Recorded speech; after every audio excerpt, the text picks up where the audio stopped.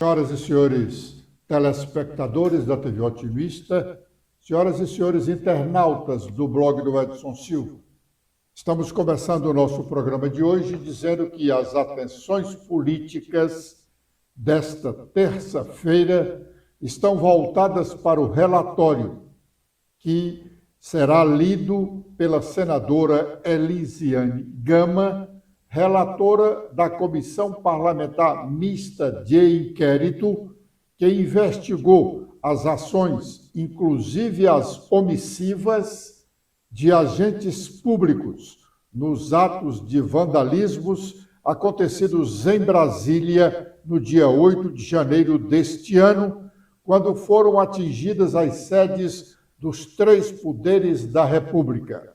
O relatório, sem dúvida, não será aprovado ou rejeitado hoje, pois a votação até está programada para amanhã. Mas os votos em separados, que acontecerão logo após a leitura do relatório, poderemos ter alguns votos em separado, o que significa dizer relatórios paralelos, que suscitarão novas discussões amanhã e poderão ser ou não votados amanhã. O mais provável é que não seja, dependendo do número de votos em separado que forem apresentados ainda hoje. Já voltaremos a falar desse assunto, exibindo um pouco da fala da senadora Elisiane Gama.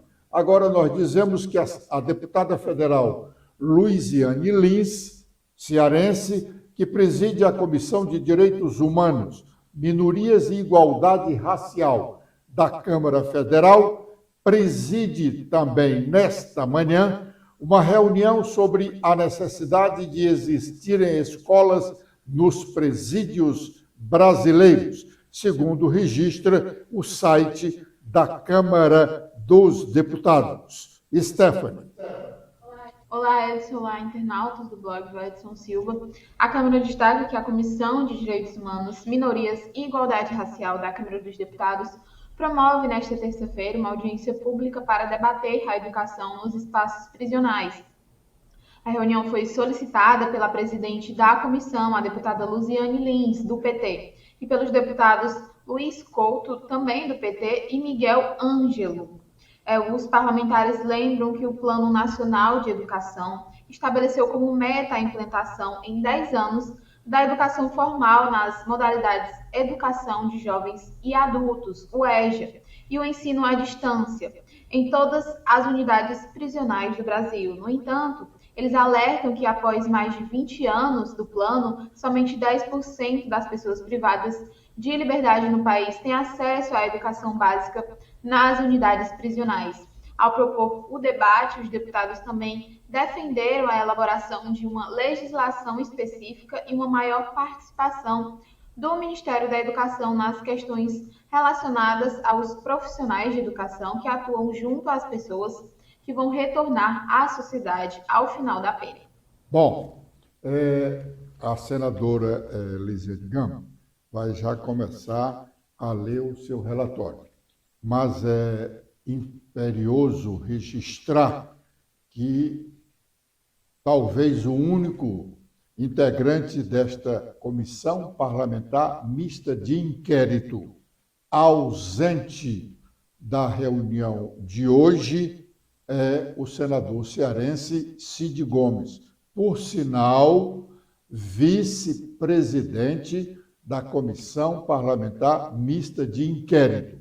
Ele, sem dúvida, foi o integrante da comissão mais omisso no todo decorrer desta Comissão Parlamentar Mista de Inquérito.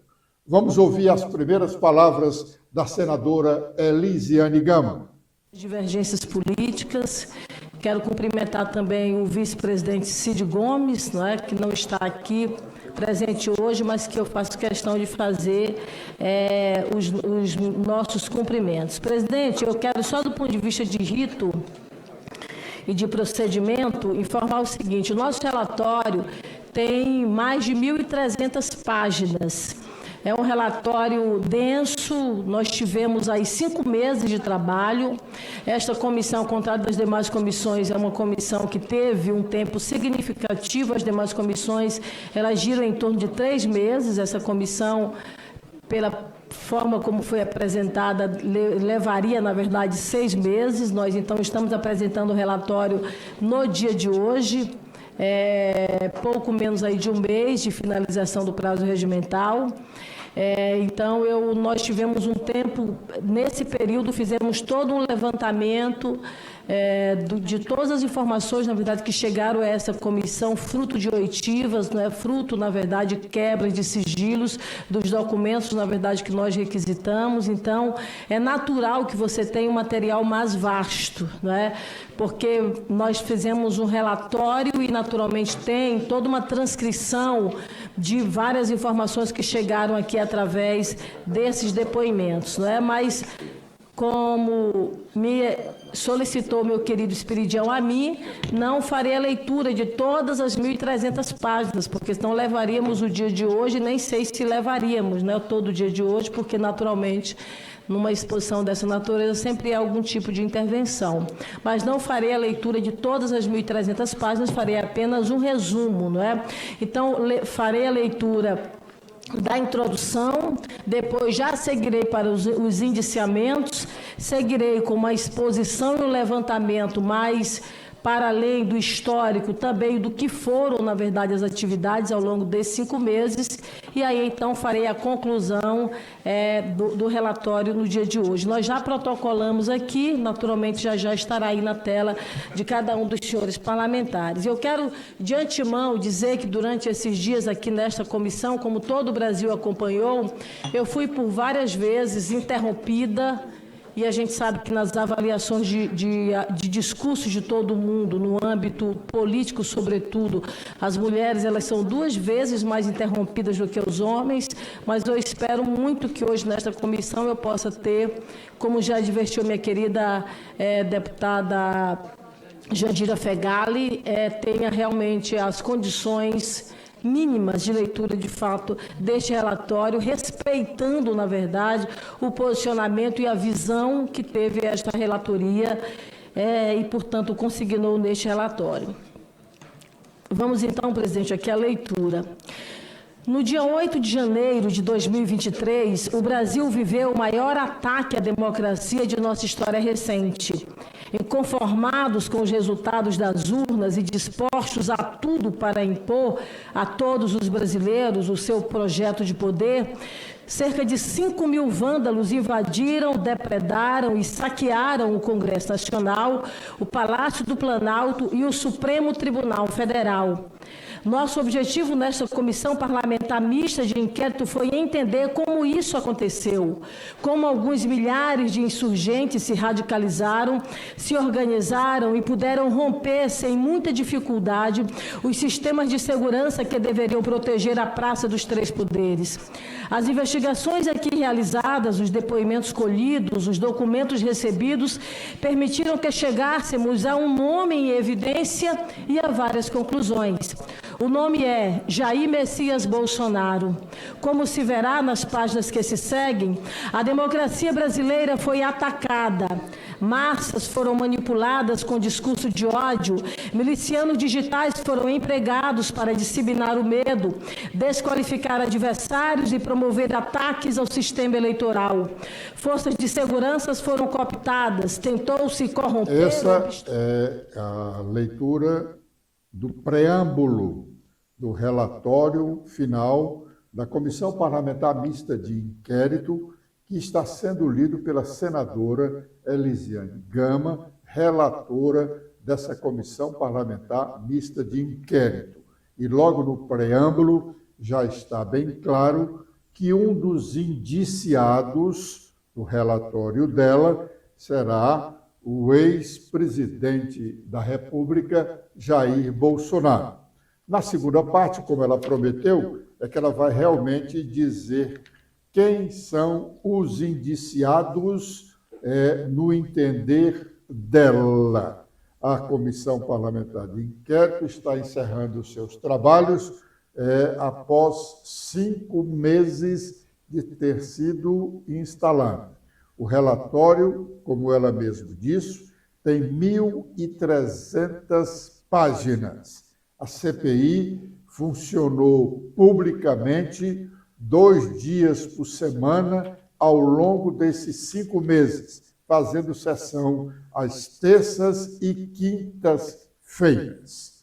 Nós ainda voltamos a falar sobre esse relatório da senadora Elisiane Gamas, da Comissão Parlamentar Mista de Inquérito. Mas agora nós vamos fazer o nosso primeiro intervalo e já estaremos de volta com a sequência do nosso programa.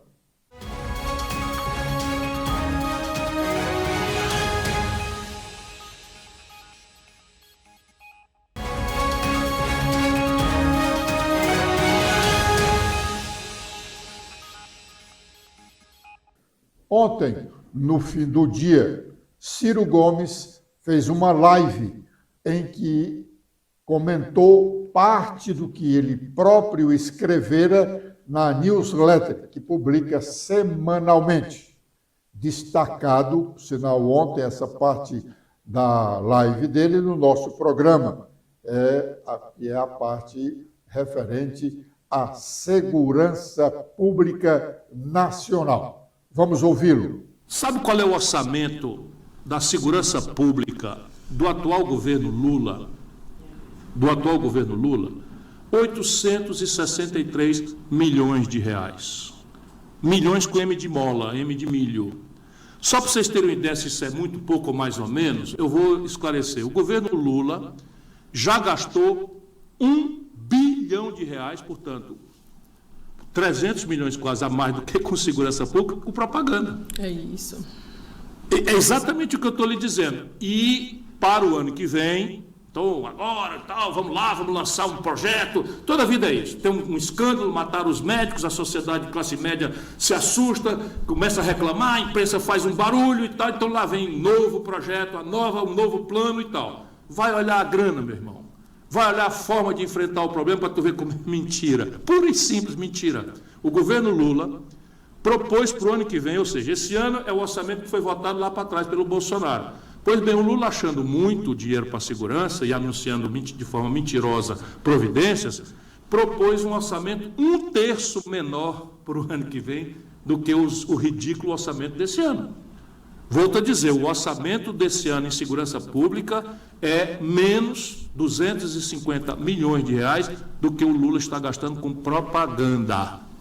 Outro dia assisti o jogo do Fortaleza com o Corinthians, 2 propagandas do governo no intervalo só. Você está vendo isso todo dia e tal. Vocês acham que a mídia, que recebe essa montanha de dinheiro, vai realmente ter equilíbrio para examinar as coisas do ponto de vista do interesse popular? É muito improvável que isso aconteça. Pois bem, o orçamento do ano que vem promete 1/3 a menos do ridículo orçamento desse ano. Então é mentira, não tem nada. Só com dinheiro, eu estou dizendo, não adianta, porque o modo de enfrentar tem que mudar também. Mas sem dinheiro não é possível enfrentar. E como é que é possível enfrentar? Com tecnologia e inteligência. E inovações institucionais óbvias que estão dadas aí pela experiência internacional, por um acumulado de acadêmicos que são especialistas no assunto, né? O Fórum Brasileiro de Segurança Pública tem um acumulado de contribuição importante para fazer, e assim, e a gente tem clareza de que não fazem porque não estão dando definitivamente prioridade ao assunto, apesar de mentirem para você que está inseguro, que está com medo, que vão dar prioridade quando algum escândalo maior acontece. O que é inteligência? Definitivamente não é isso. Violência policial, alô Bahia, violência policial, alô Rio de Janeiro, violência policial não resolve o problema. Bom, agora eu lembrei do Chacrinha, alô Brasil, alô povo brasileiro. Agora é o momento de sabermos quais as nossas manchetes. Letícia. Olá, Edson. Olá a todos que acompanham o nosso programa desta terça-feira. Com as atualizações feitas no nosso blog, temos que o Supremo é favorável à condenação de mais 6 réus pelos atos do dia 8 de janeiro. Pela modalidade virtual, os ministros do Supremo inserem os votos no sistema eletrônico e não há deliberação presencial. Esse julgamento é aberto com o voto do relator e, em seguida, os demais ministros passam a votar até o horário limite estabelecido pelo sistema, que foi às 23h59. A pena dos réus varia de 14 a 17 anos. A Justiça Eleitoral retoma o julgamento de Jair Bolsonaro por abuso de poder nas eleições de 2022, nesta terça-feira. Em caso de condenação, o ex-presidente pode ficar inelegível por 8 anos pela segunda vez. Contudo, o prazo de 8 anos continua valendo em função da primeira condenação e não será contado por 2 vezes. Luiz Roberto Barroso preside primeira sessão como presidente do CNJ hoje. Na pauta constam 12 itens, 3 pedidos de providências, 2 revisões disciplinares, 3 reclamações disciplinares, 2 recursos administrativos no procedimento de controle administrativo, um processo administrativo disciplinar e um procedimento de controle administrativo. E também temos que o governo do estado está programando gastar com pessoal e custeio da máquina no ano que vem mais de 2/3 do que arrecadará. A estimativa que o governo faz da arrecadação em 2024 é de 37 bilhões de reais, incluindo a cobrança de impostos, taxas, transferências do governo federal e também com empréstimos. Agora, com os destaques nacionais, iniciando pelo Estadão, temos o exclusivo sobre a relatora da CPMI, que pede indiciamento de Bolsonaro e de 8 generais por golpe de Estado. E aqui tem uma lista do que a relatora Elisiane Gama já está proferindo na Comissão Parlamentar Mista de Inquérito neste momento. Agora, com os destaques do Globo, temos um destaque com foco na guerra, que o presidente Lula prorroga definições sobre PGR e sobre o Supremo Tribunal Federal e vê pauta na Câmara dos Deputados travar sem o presidente, o deputado Arthur Lira. Temos sobre impacto bilionário que, como Haddad convenceu o Supremo a suspender a análise sobre correção do FGTS. E com as últimas da Folha de São Paulo, sobre Forças Armadas, a mudança em lei prevê impeachment de comandantes das forças e militares reagem. Críticas envolvem levar à justiça comum crimes julgados pela justiça militar. E também temos sobre fabricantes brasileiras que a Embraer vende avião de transporte militar KC-390 para mais um país da OTAN. A República Tcheca aumentou o gasto com a defesa devido à guerra na Ucrânia. E sobre educação, o governo Lula bloqueia 116 milhões de reais da CAPES e entidades científicas temem por prejuízos. E já estaremos de volta com a parte final do nosso programa.